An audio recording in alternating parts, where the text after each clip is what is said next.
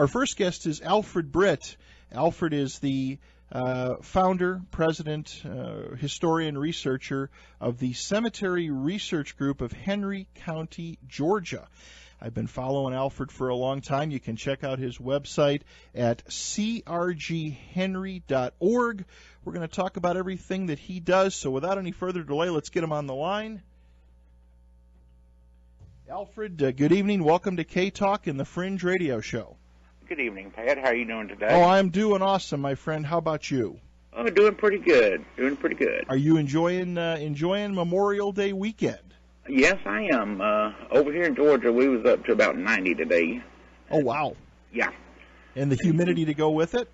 Just about. I think the humidity topped out at about 78%. Well, there you. I'm originally from Chicago, Alfred. Coming out here to Utah, where it's like Arizona. It's a dry heat. Right. It definitely makes a difference. But I can imagine, and boy, with the stormy weather and everything, it's been a crazy year so far. It sure has. It really has. So why don't you give us a little bit of history about yourself and how you got into doing this group, and tell us a little about yourself, and would just love to hear about it. I think this is such a compelling story, and people need to know about all these things, and especially about the work that you do. Okay, sure. Well, I was born in Atlanta, and I got into this really early. I can remember back when I was, I'd say 8, 9 years old, going to family funerals. I had an aunt that would, after the service, she would take me around the cemetery and show me family members. She was I guess you'd say, the genealogist and historian of the family. Mm-hmm. And she would take me around, show me the graves, and talk about the family history, and talk about the cemetery, how important it was, that if it wasn't for these people, we might not be here. And that's where I got really interested in history, was right there. And, I know it sounds maybe a little weird, but I look forward to seeing her, when we go to the cemeteries and all. And it just built on from there to where in school I loved history and science and everything behind all that stuff. And so that's pretty much where I got started with it. I studied off and on with it and just grew up and did different things. And about, I'd say, 8 years ago, let me back up. In 1992, I moved from South DeKalb County down to Henry County here. Henry County is about 30, 35 miles south of Atlanta, southeast. And moved down here, started reading about the history, and started looking at cemeteries and noticing things. I was commanding officer of the Sons Confederate Veterans Camp here for a while. And we'd, go out and look at the veterans' graves. And I saw things I just didn't like. Mm-hmm. The condition of some of them were atrocious. And the condition of some of the cemeteries was just overgrown, neglected. And so I started researching all the cemeteries, and that's about 2007 is when I really formed the CRG. And I formed it with my cousin, Dr. Mike Moon, who is a senior researcher for me. He has lived here a lot longer than I have. And so we got together and started forming it and talking about everything that we want to do. And what the CRG really does, a lot of people have called us like a watchdog group. We go out to the cemeteries, and what we'll do is take a GPS reading of the cemetery, photograph it, make any notes of damages to headstones or any overgrowth or anything about the condition of the cemetery. We will also assess the area that we're in. Is it, how close is it to the roadway? Is there any potential construction or development that could encroach upon the cemetery? And we bring all that data back, and we look over everything, and we post it to our website with photographs and everything. And if we see something that we don't like, that we think needs attention, we'll try to get it out there to the local politicians who is responsible for some of the cemeteries. And if we can't get them to, then we try to get the state or someone that is responsible. Right, right. There's a lot of, I would say, nitpicking about laws. The cemetery laws are very strange all over the country. Here, we've got it to where if the cemetery is considered abandoned, that you have to have the municipality that it is in is responsible for the upkeep. And that's sometimes where we have a little bit of trouble with the municipalities not wanting to cut the cemetery. Are a lot of these cemeteries, Alfred, do a lot of them, and I've watched all your videos, and of course I've gone through the site. Are a lot of these, it seems like there's a lot of these cemeteries that they just get forgotten about. They get abandoned, and the condition of them is terrible. Oh, yes. There are a lot of them. I knew of one that I read about and went to try to find it, me and another friend of mine, and we literally, one day, we got the general location of where it was at, and we packed up backpacks, we packed in our lunch, and we was out in the woods walking for 6.5 hours trying to find this cemetery. We finally found it. And, I mean, it was just in the middle of the woods. The trees had fallen over on stones, and it was just in terrible shape. And luckily, it was in an area where that was being developed, and the developer knew about it. And he was going to save it, and he did. He put a wrought iron fence around it, cleaned it up, everything. And, but yeah, a lot of the cemeteries are just forgotten about, neglected. You have family members that move away, and when it's abandoned like that, then it's, like I said, it revolves to the municipality. Right. And do a lot of them, Alfred, and again, in watching some of your videos and kind of the gist I get, I know one of them you mentioned about all they want to do is donate literally a couple $100 a year to some of these events, and like you said, that doesn't even pay for the gas for the lawn cutting. That's right. Stockbridge, where I live, for a while has had a cemetery fund, and every budget cycle they'll allot $200. Well, the original fund was set up and donated by somebody that said they could only use the interest on the money. Okay. Which is, a few thousand, I think. And $200 ain't going to cut it when you got, 10 cemeteries within your jurisdiction. Right. And we're trying to work with the city. We've got a new mayor and some new council members this year. Just came into office. And I believe they're going to start doing the right thing. They're going to step up to the plate and do the right thing, because they have also stepped up, and they're going to have a memorial march to one of the cemeteries this year. And we're really happy about that they're stepping up to the plate to do that. Are there some of these cemeteries, Alfred, that are even veteran type? Where they have a lot of veterans buried? Are there some of them where the VA, the Veterans Administration can step in, or even some of those forgotten about? Well, we don't have in the county as per se a veterans-only cemetery.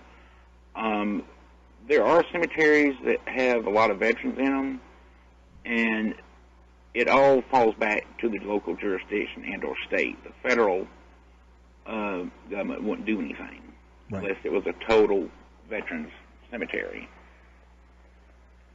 What about these cemeteries? Now, something I either through a video or through your site, you mentioned it in some of these cemeteries.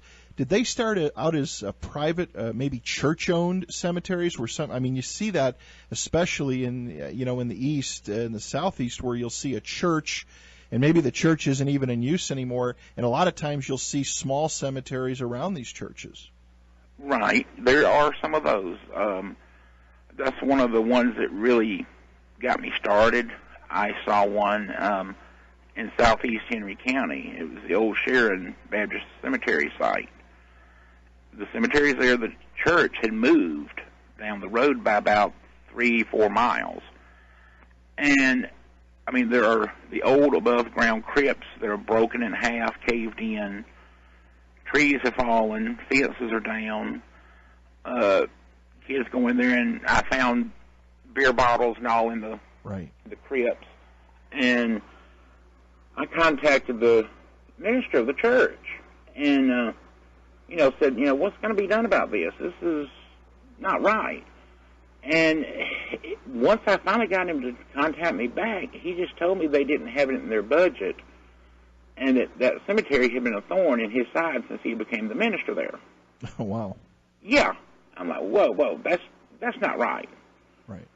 And it irritates me when I found out through contact that emailed me, this member of the church said he didn't understand why he would say that they had, didn't have the money when they had a $1 million budget for the mission trips. And the member just was not, he didn't like it either. Right. In my opinion, it's a matter of priority. And, like I said before, the people that are buried there are a history. We wouldn't be where we're at today if it wasn't for those people. Exactly. And they deserve an honorable, clean place to rest in peace.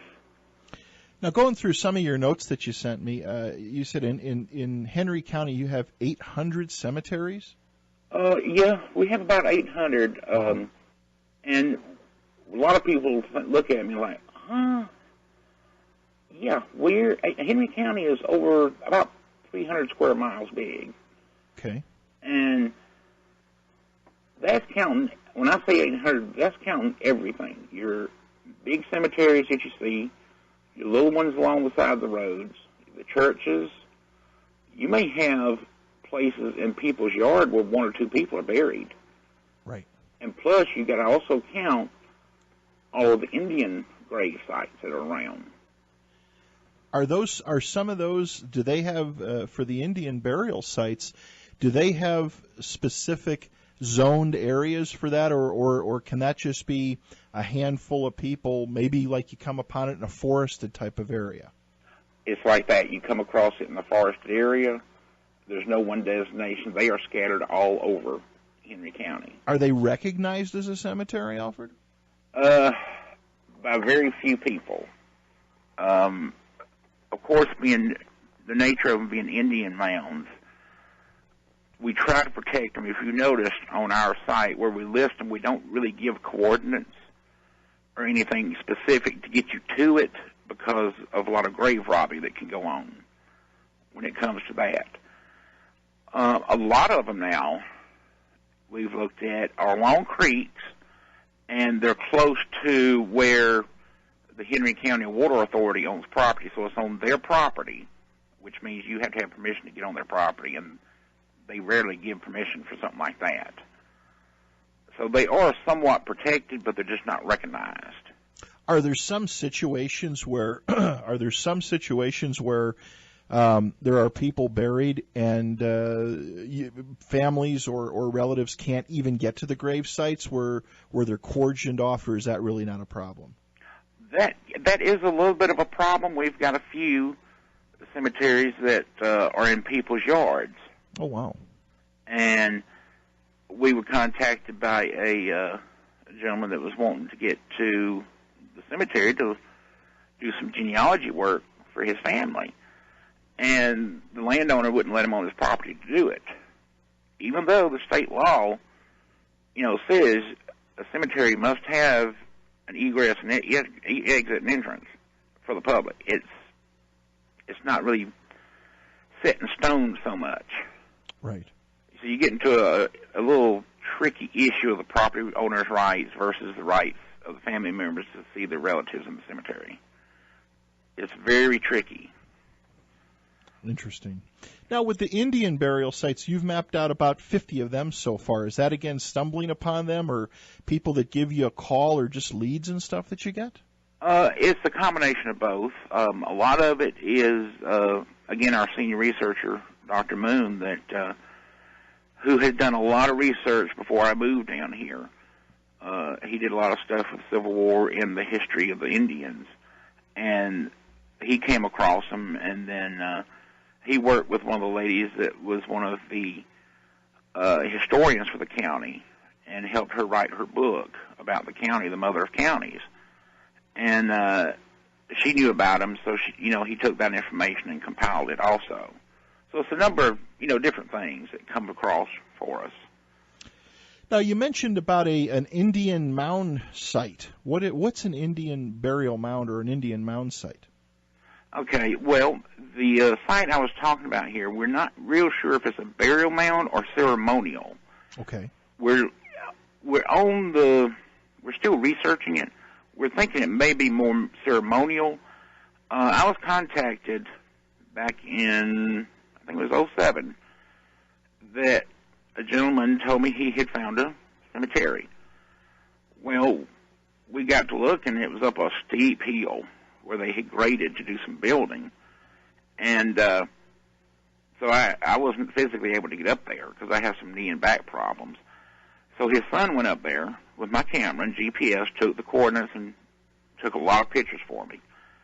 And when got the pictures back, I started researching, and I contacted the county, and someone from the county told me they thought it was just a pet cemetery from the 1800s.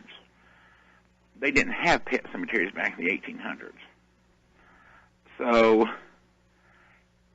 as things went on, and I happened to have my cousin over one night at my house, and I said, look at these pictures of these rocks. And when I pulled them up, he immediately recognized them, and he just about crawled through the computer screen looking at them. I mean, he was like, where's this? And so he said, this is actually what is called Woodland Indian period. Huh. This goes way back. Yeah. And he then told me that he had found a similar structure, small structure, with artifacts on the other adjacent hill. Well, that has already been destroyed through building. This particular place is still undeveloped, and we're trying to get it saved. And we're trying to get in touch with some people at the University of Georgia to see if we can do some more research on it. But I've done some preliminary research, and I have actually mapped it to where it's in the same latitude and longitudinal lines as other Indian ceremonial rock formations in Georgia and Alabama. And it's actually on a line to a diagonal line with Stone Mountain, Georgia, which was an Indian site. Wow. Very interesting. Very interesting. We've got a couple questions that came in for you, Alfred. Okay. One of our friends, Durhuff is his nickname, lives up in the Northeast. It says, Alfred, it said, how do you feel about the out-in-the-woods cemeteries? It says, we have a bunch of them here, literally out in the woods. He knows one in Maine with about 75 graves. Numerous graves are from the Revolutionary War and Civil War, with numerous veterans' graves in remarkably good shape. But again, they're not maintained. And I think that's kind of, again, we were talking about earlier, the ones that you kind of just stumble upon. Mm-hmm. Well, any grave needs to be maintained, any cemetery. Even if it's out in the woods, I feel it has to be kept clean with a good entrance for people to visit, and doubly so since there's veterans there. Right, right. Because that is honor. They deserve the honor of that. And so that's how I feel. Anything has to be done to get it cleaned up and show honor to those people. Another question that came in for it said, "What's your feelings about residential and commercial encroachment, especially in the areas of Gettysburg? That seems to be a real big problem right now, where developers are trying to gorge in the area and move in. I would assume you don't have good things to say about that." No, I don't. I don't like it one bit. I mean, that's one of our other specialties, the Civil War history. And, you know, if you think about it, Gettysburg, all the battlefields of the Civil War is on our ground. It is the only battlefield we'll probably ever have on American soil. And they deserve the recognition and honor of leaving it as is so that our children can learn from our past mistakes. And that way we won't repeat them. Are there some cemeteries that actually get lost where I mean, you know, I would hope this doesn't happen, but I'm sure you've come across it where, you know, you find one of the, you know, where there are one of these small cemeteries, a developer comes in, it's one of these deals where nobody really knows it's there. They pull everything out and just start building. I mean, does that happen from time to time? Yes, it does. It's happened not 3 miles from where I live. Wow. We knew of a cemetery up on a hill, and it was a slave cemetery, and it had just field stones and just basically rocks, you know, stand up. Right. And we seen that they were in the process of building. So we tried to contact everyone we could at the county, everywhere, and tell them that there's a cemetery there. And there's actually 2 on this property. And they were, you know, far enough apart to where they were distinguished as 2 cemeteries. And we tried everything we could, and the builder kept on building. One of them is near the highway.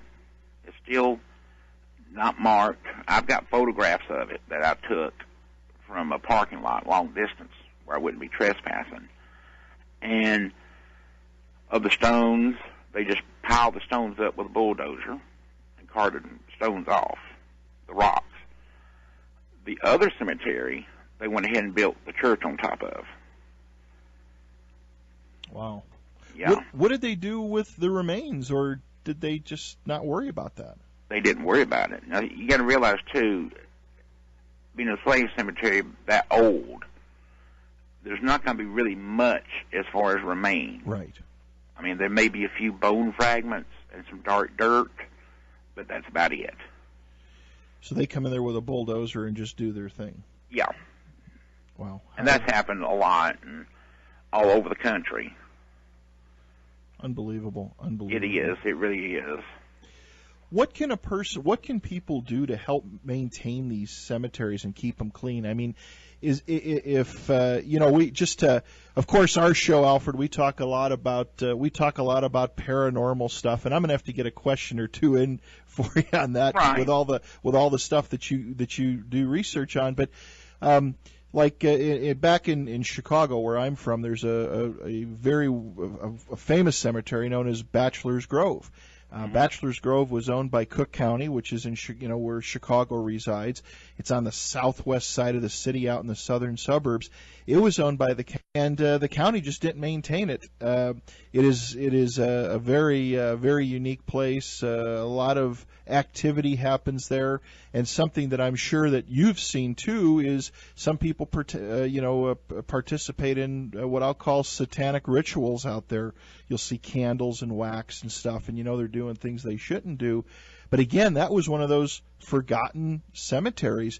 But there has been a group that has formed together, and while this group does have interest in the paranormal, it's the whole respect thing. They go out there, they've bought mowers, they weed whip, they've tried to tip the stones, the headstones back up.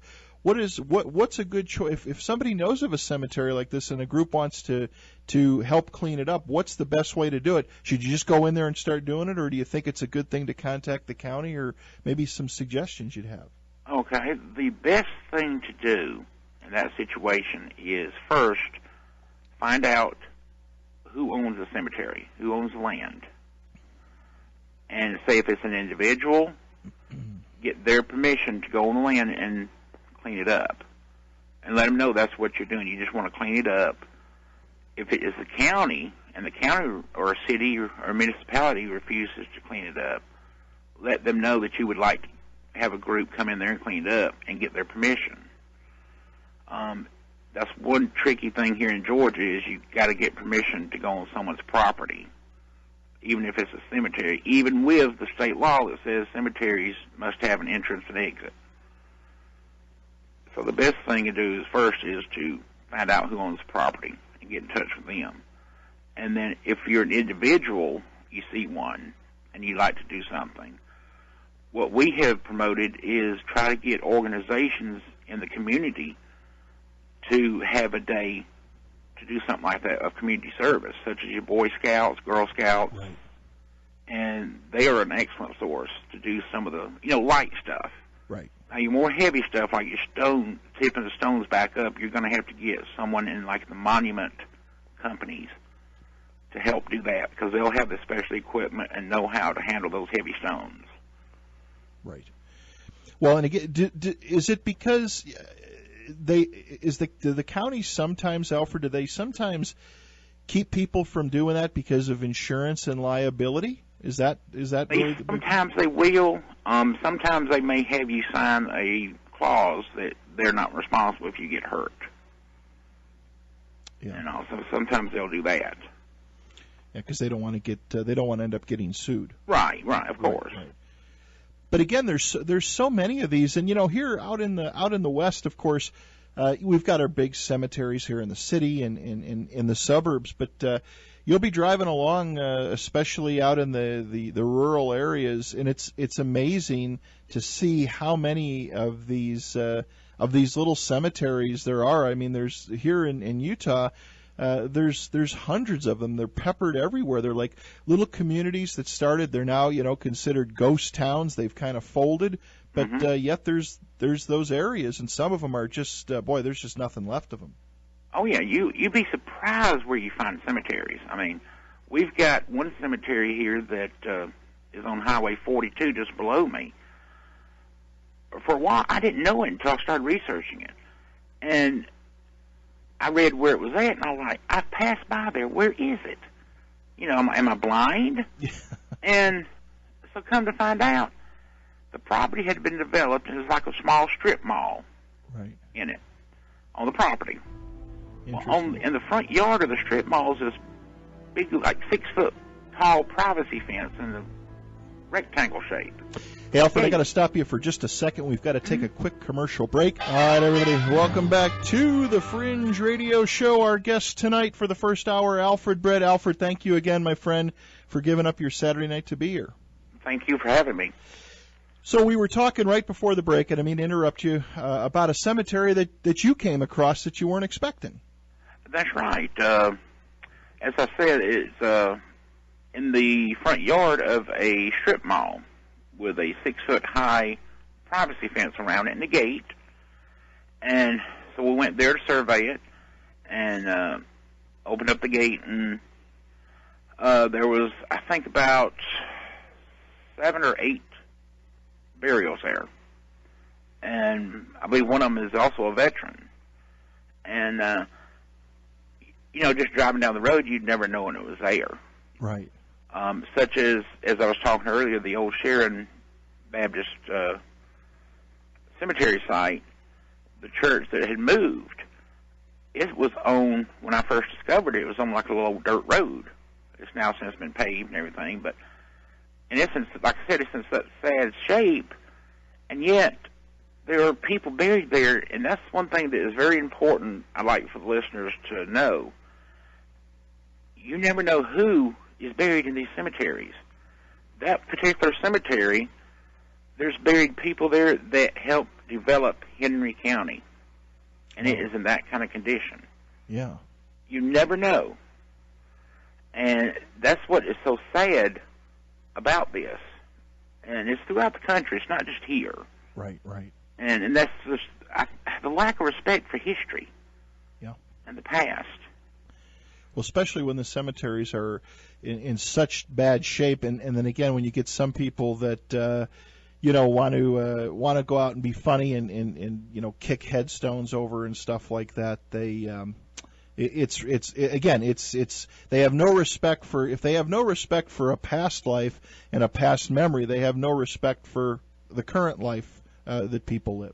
That's true. I've seen a lot of stones kicked over here, and a lot of them that I saw when I first moved here was Confederate veterans markers.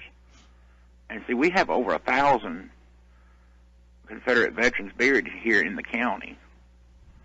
And that was just so sad to me, being a member of the Sons of Confederate Veterans, that was being done. Right. But it is really happening all over, and we've got problems now, and I know this is throughout the country, of people taking the bronze or brass vases, really, markers, and melting them down to sell as scrap for money. I never thought about that. Yeah, we've got that problem here. And it's sad what people will do. Well, that's true. Oh, those you see them. The vases where people can pull the cap off and then put the flowers in. Usually, they're in front of the headstones. Right. Mm-hmm. And they're tearing them out of the ground. They're tearing them off a little chain that they're on. Oh my God! And they will take them and scrap them, melt them, and sell them. That's as low gets, my friend. Oh yes, it is. It really is. That's well, I mean, heck, here in Utah, in Salt Lake City, of course, the big thing and it's happening everywhere, but people that are going in new homes and new developments and ripping all the copper pipes and the copper wire. Heck, about a year ago, there was some really bold ones that actually went on these big overhead signs over Interstate 80 and broke the bulbs out and pulled all the copper wires out of the markers, those big lights that go over the top of the expressway to get the wire out. Right. Mm-hmm. That's happened here too. It's just a sad event of what goes on with that. Without a doubt. Okay, here's the question for you. I knew I was going to get a couple, and I wanted to ask you myself. With all this research that you've done, Alfred, have you ever encountered any kind of paranormal activity or spirits, or have you seen anything a little bit out of the ordinary? As far as seeing anything, not really seeing it myself. I've gotten some, I guess you'd say anomalies or something in my camera. Right.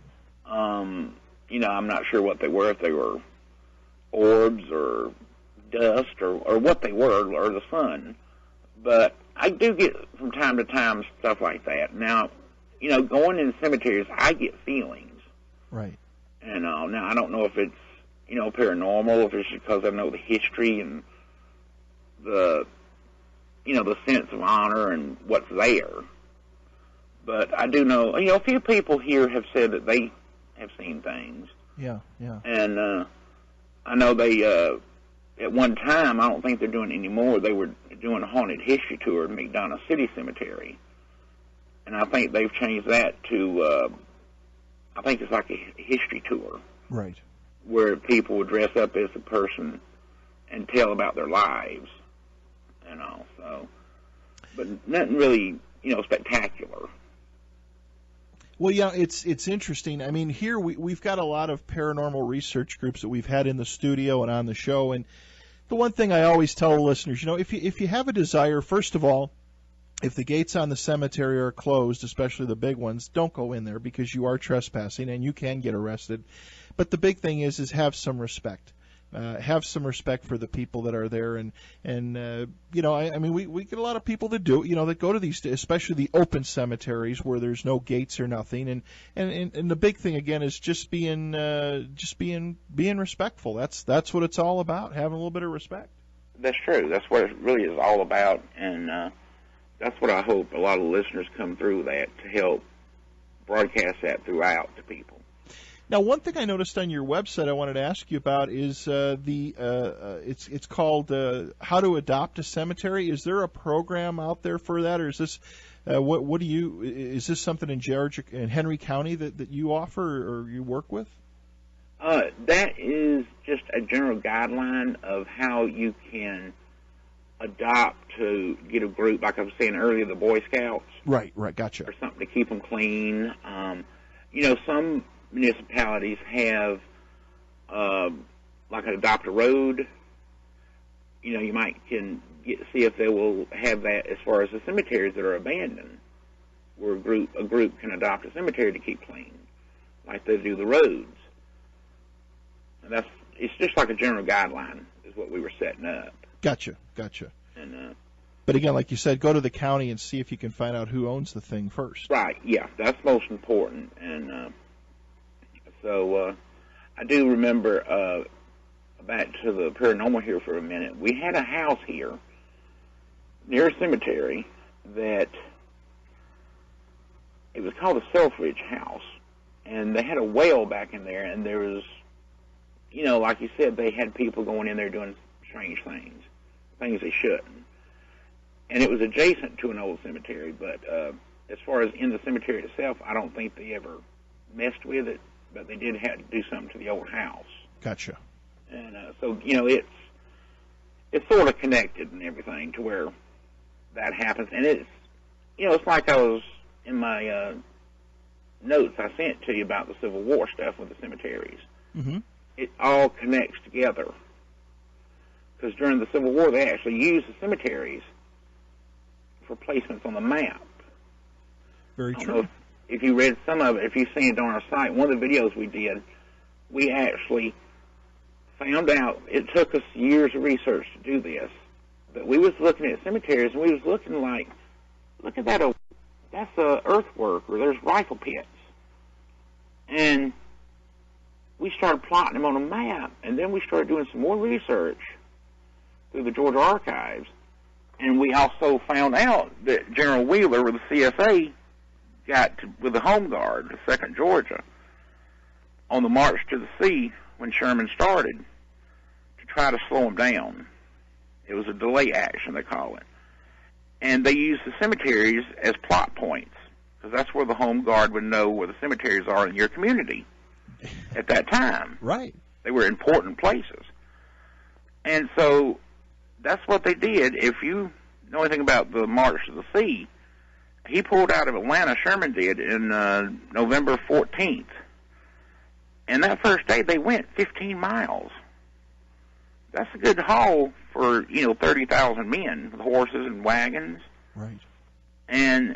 But the second day, they only got maybe about 5 miles. And that's because they ran into the Home Guard around Northern Stockbridge, and all throughout the county in the cemeteries, they were waiting. They had already made breastworks, earthworks, rifle pits, and they kept them at bay for a while to slow them down. At all the cemeteries that we plotted this on, and we know this for a fact because I've got 2 rifle pits in my backyard. Wow. And I've got a cemetery. Interesting. Very well, and you think about it. I mean, I never that really didn't hit me until now when I was watching the one video you and Dr. Moon made about drawing the maps. But back then there was no GPS. There were no mapsmen. There was just probably reference points, like you said, a cemetery, maybe a church, what have you. And that's true. They are markers. I would never even think about something like that. Yeah, that's what they did. They used the cemeteries as a lot of their markers because, in fact, like I said, they were using the Home Guard. Right. So the Home Guard were your local folks that knew the area, and they knew where those cemeteries were, and that's what they used. And we've got a bunch of them through the county, basically from the north end all the way to the south end. Right. So one of our listeners in the Cleveland area writes, "This is Alfred. Have you ever thought about branching out to create a national organization to do this kind of work in every state?" I thought about it. Right now, basically, it's just the CRG is basically myself and my cousin Dr. Moon and his wife and son that helped me out some, and we're looking at it. It's going to take some time, to do something like that, but eventually we might try to do something like that because it's something that needs to be done nationwide. Well, and you're the only, to my knowledge, with the exception of some different cemeteries in particular, you're one of the only groups, as small as you are, that are doing something like this, and this is an honor to those that have passed on. And again, the amount of work, the database that you've put together, that's why we want to get you on the program, let our listeners know about it, and get the word out. People need to see this and see what's out there, and there's more. There's so much more to it. Oh yes, there is. There's so much more to it, and a lot of people, our website that we've developed, and I'm planning on trying to start updating it more here. Recently, we've had some computer problems with it, and but our website gets on average 2,000 hits a month. Wow! And we've gotten contacted by different people. We was contacted 3 years ago by a professor in England that said he appreciated our research on the Indians, that he was using it for some of his students' curriculum. Wow. And, that was just like a feather in our cap. And then a guy from National Geographic was commenting on our research of the Lovejoy campaign during the Civil War. Because we have on our website, if you saw a link there, it's called the B&M Civil War Research Group. Yes. That's part of us, too, and that pertains just to Civil War stuff. Wow. And it is an extensive list, believe me. Without a doubt. Alfred, I've got to wrap up, but I want to get you back on again. If you give us some more time down the road a little bit, let people let this soak in, and again, people need to take a look at the website. It is www.crghenry.org, the Cemetery Research Group of Henry County, Georgia. I want to thank you so much for being here, and I love your videos. And it's just an honor to have you here, and I hope you have a great Memorial Day weekend. And let's stay in touch, my friend, and let's get you back on. So much interesting stuff here. I look forward to being back on, and thank you for having me. And we are also have a Facebook page, is Cemetery Research Group on Facebook. Sounds great, my friend. We'll be updating it soon. I will, and we'll have this in the archives. If you want to put this on your site, I'll email you later tonight or over the weekend. Okay, sounds good, and thank you for having me. Okay, my friend, take care, be safe, and say hi to General for us. I sure will do that. Okay, take care. Thank you, Alfred. Take care. Good Bye-bye. night.